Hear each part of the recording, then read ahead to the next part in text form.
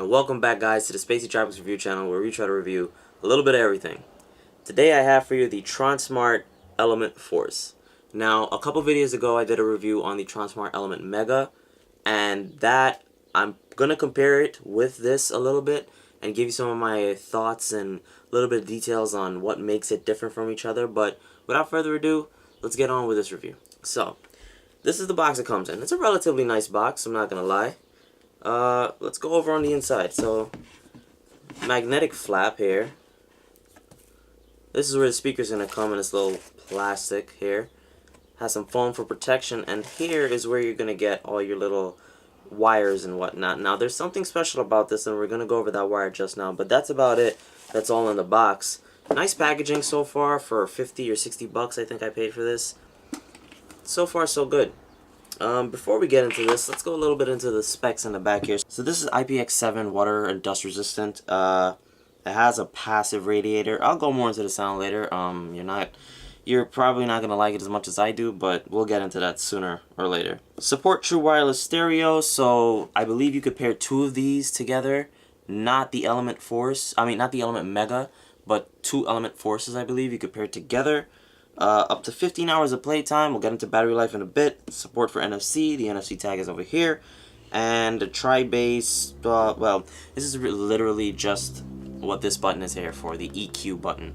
So just to give you a bunch of EQs. But other than that, this also says 40 watts. This is a 40 watt speaker, but we'll get into that in a minute. Going over what's on the inside here. It's kind of fascinating because for $50, $60, this bad boy comes with USB Type-C. I don't know if it's focusing there here. It comes with Type-C. So this speaker charges with Type-C, which is honestly really good compared to the competition out there that is selling budget Bluetooth speakers. They're all still stuck with micro USB or maybe their own type of proprietary charging connector. Now, is it probably the fastest charging Type-C? Not really. It's just probably they put Type-C for it to sound good, and that's about it. But I mean, I've been getting reasonable charge times through it compared to something like this, the Element Mega, which does charge via micro USB.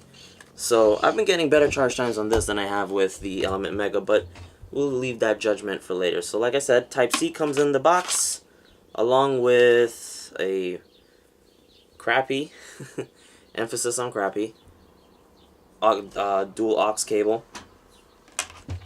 And then your basic instruction booklet with, yeah, there we go, with your warranty card.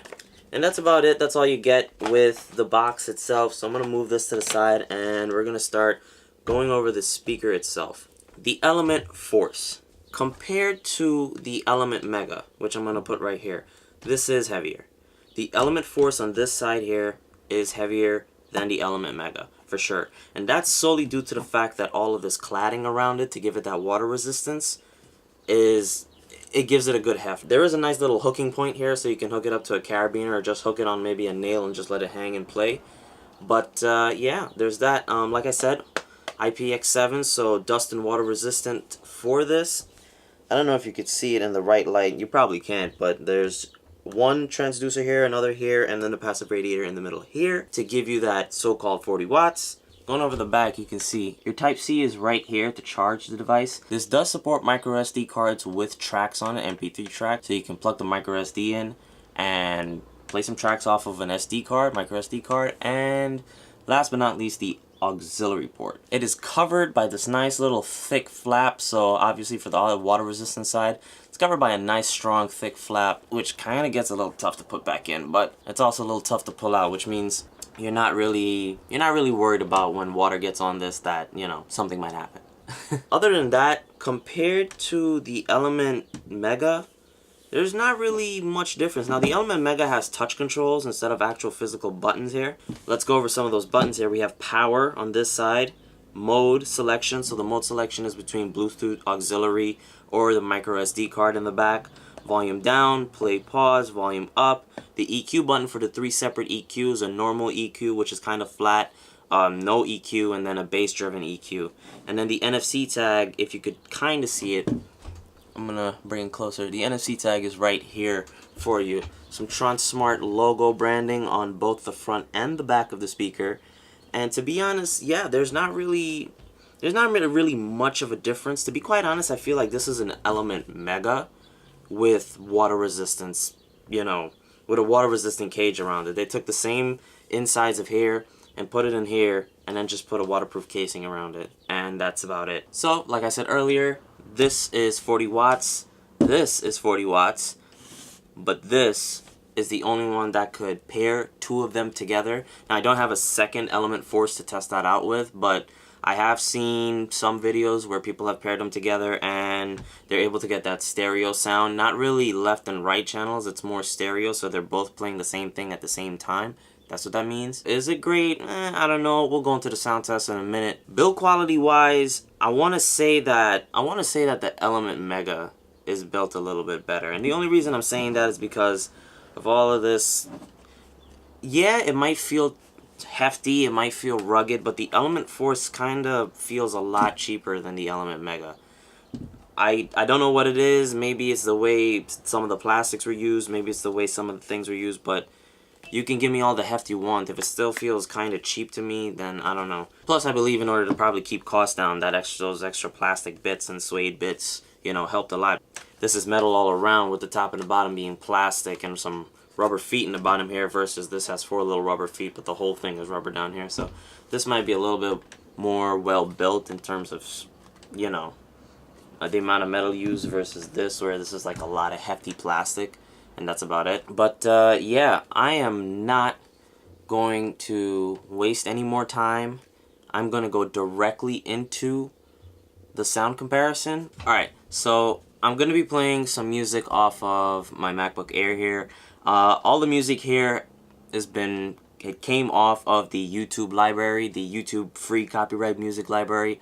I'll link it in the description below on the link where to go. If you're a content creator and you want some extra music or something, by all means you can go ahead. I wanted to use the iPad to get some music off, but apparently this speaker is not working well with GarageBand on the Bluetooth side of things, so I completely axed it. I'm just going to play some of the free YouTube music that YouTube gives. So without further ado, let's get into the sound test and we'll make our judgments there. This is the first EQ, the flat EQ. There's no whatever. Once I put on the other EQ, there'll be a little light here to show that the second version, which is the bass boosted louder, so-called louder version, is on.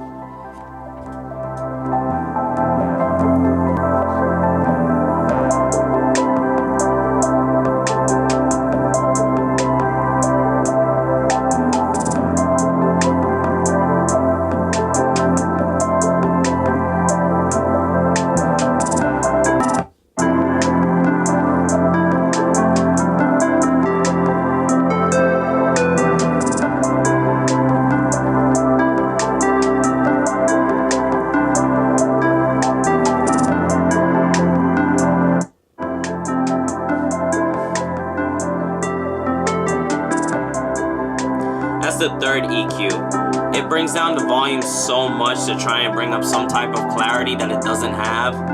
It just kills whatever mood you were trying to feel with whatever song you were trying to play, honestly. And then this goes back to the main flat, nothing on, that's it.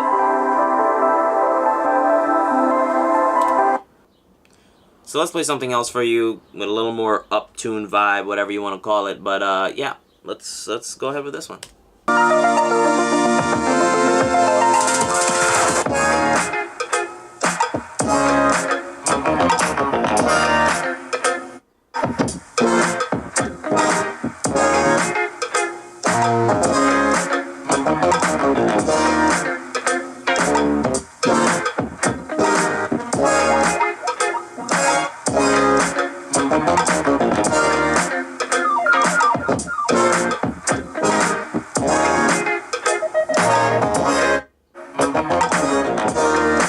See, again, the third one just kills it. 75, this is not what 75% volume is supposed to sound like. Sound like this.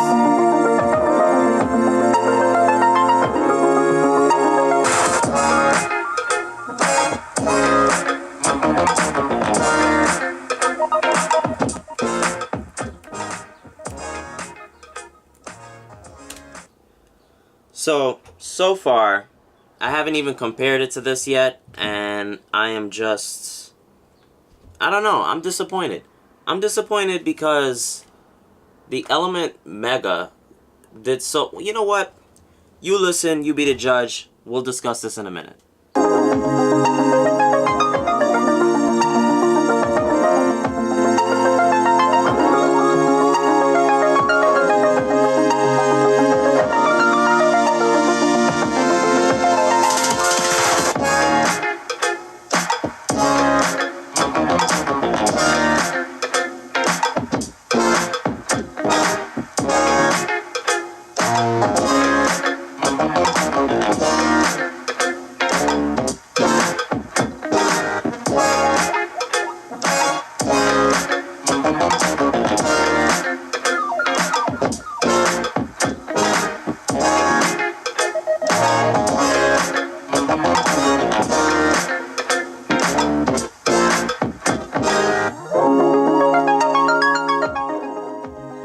Let's get something else now. I'm going right back up to 75.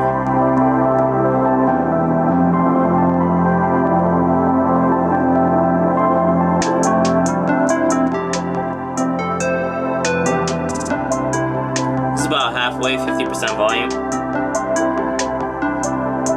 Starting to sound a little bit nicer, you know?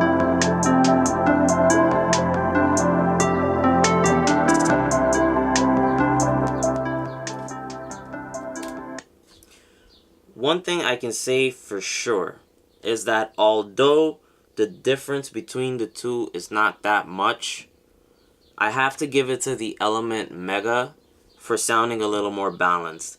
When the Element Force is pushed beyond 50% volume, it's like it's trying to produce more bass than it has.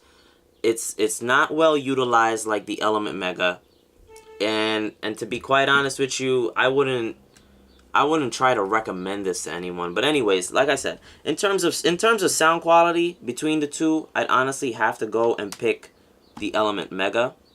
The Element Force, it sounds rushed, to be honest. It sounds really rushed. It sounds like Tronsmart just tried to put this together to try and compete with something like this, the Charge 4. I will be doing a review on this soon, but this is not about, you know, the Charge 4. It's about the Element Force. So let's put this away. Now, I believe, honest to God, that they rushed this in terms of trying to compete with the Charge 4 and the Charge 4 coming out. Charge 4 only having 30 watts, here having quote-unquote 40 watts. To be quite honest with you, it doesn't really sound like 40 watts, and it doesn't sound like that this speaker was very well tuned at all, if tuned at all. Things could have been a lot better with this. I mean, there's a lot of plus going for this speaker. It's water resistant. It has Type-C. You can use a micro SD card with music on it to play music. You don't have to worry about anything. Slap it in the back, close this shut, and it's like, you know, there's nothing there. You don't need to connect anything. You just hit play and go along on your business. And it also has this little clip so you can hook it on and just walk with it. But to be honest, if the sound is not going to sound good, then what's the point? I mean, you might as well just get this if you're going to just, you know, keep it at home and, you know, not bruise it up like I did, but keep it nicely for aesthetic purposes. This is the one to get. I mean, going to the beach, what are you going to do with this? It's going to sound loud, don't get me wrong. It's true. But people are going to be... People will pick up that this is not a very well sounding speaker. People will definitely pick it up. Once you're in person, once you hear it, you're going to hear the bass is trying to push a little too much more than what it has. The mids are just all over the place, and the highs, non-existent. Absolutely non-existent to me. I mean, it kind of sucks because this has dual transducers here and here, and then something like the Charge 4, where JBL changed everything and put a 2x3 transducer here and nothing on this side. If these dual transducers can't produce proper sound coming out, proper stereo sound versus a mono sound that's coming out of this, then to be quite honest with you, I mean, why even sell this? I wanna like it. I do, especially since I like the Element Mega so much. I wanna like this one, but I can't. I can't. After trying out a whole slew of speakers, I can't recommend this to anyone. I mean, again, y'all are probably gonna bash me and you'll be like, no, the Amazon review says 5 stars, and some of you are gonna come on and say, no, this thing sounds great, sounds amazing, blah blah blah, and it's only for $60 and the whole 9. And I get it, but my ears, my listening, my sound is tuned differently. Other people's listening and sound is tuned differently to hear for essentially the garbage in the music. And this is playing the garbage in the music that you don't want to hear. It's really and truly playing the garbage in the music you don't want to hear. To be quite honest with you, I know I said I didn't want to do it, but I'm going to do it anyways. I'm going to take this bad boy, put it to the side, and I'm going to play music off of the Charge 4. The same 2 songs, back and forth, and let you guys judge.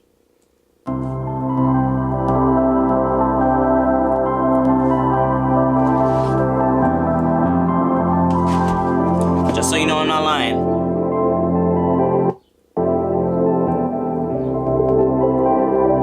Right? 50 or so. Already I notice a difference.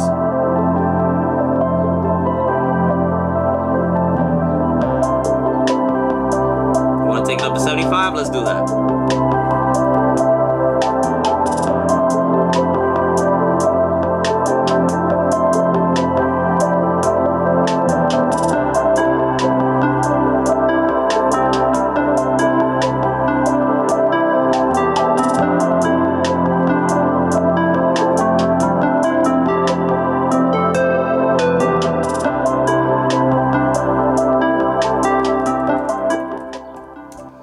Immediately, I can already tell the difference of how much cleaner and how much more balanced the sound is. Immediately tell the difference. Let's go to the other one, the more upbeat one.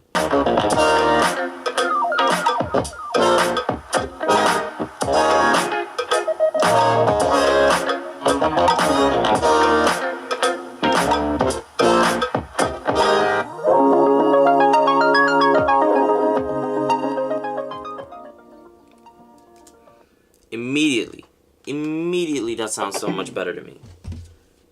Overall, my verdict is I really wouldn't get this if I were you. I'd save the extra money. I mean, Best Buy right now is selling the Charge 4 for $119, and if you're lucky, you can still find a Charge 3 for $99. I mean, Charge 3, $99. You still get JBL Connect, not Connect Plus, but you get Connect, so any type of other previous, like maybe the Flip 3, for example, you can hook up a Flip 3 to a Charge 3 or 2 Flip 3s to a Charge 3, stuff like that. I mean, if you ask me, getting the Charge 3 for $100 with, you know, the name that it sets itself is a lot better than trying to go and pay $60 and get this. I mean, save the money, get the right thing the first time. Don't force yourself to say you need it. I'd like to thank you guys for watching. Please like, comment, and subscribe. Don't forget to share. You never know when somebody's going to need some information about this. I know I was a little wishy-washy about this review, but to be quite honest with you, again, I don't want you guys to be going and spending money for spending money's sake. I just want you to go and get the right product. And for me, this is not the right product, and most likely for you, it's probably not going to be the right product either. No matter how many 5-star reviews there are on Amazon for it. Again, thank you for watching. I have a new thing that I want to talk about real quick. A new segment coming that I will be talking about more on cars as I start uploading a lot more of the recent New York International Auto Show that I've been to live over there. I'm going to start, you know, having a little discussion with you guys because this is the channel that reviews a little bit of everything, right? I've been saying it in every intro ever since I started this channel, so why not cars, right? So I have some videos on the New York International Auto Show coming in, and they're going to be more along the lines of discussion videos, not really reviews on them. But I do want to start to get into the car scene, and I do want to start to get into some things that are, you know, going to help build the channel as well as bring more of the community together and starting to talk about tech, cars, this, that, and the third. But anyways, thank you for watching. I hope to catch you guys in the next video, which is definitely going to be either about the Charge 4 or it's going to be the first Let's Talk About Cars video. Catch y'all.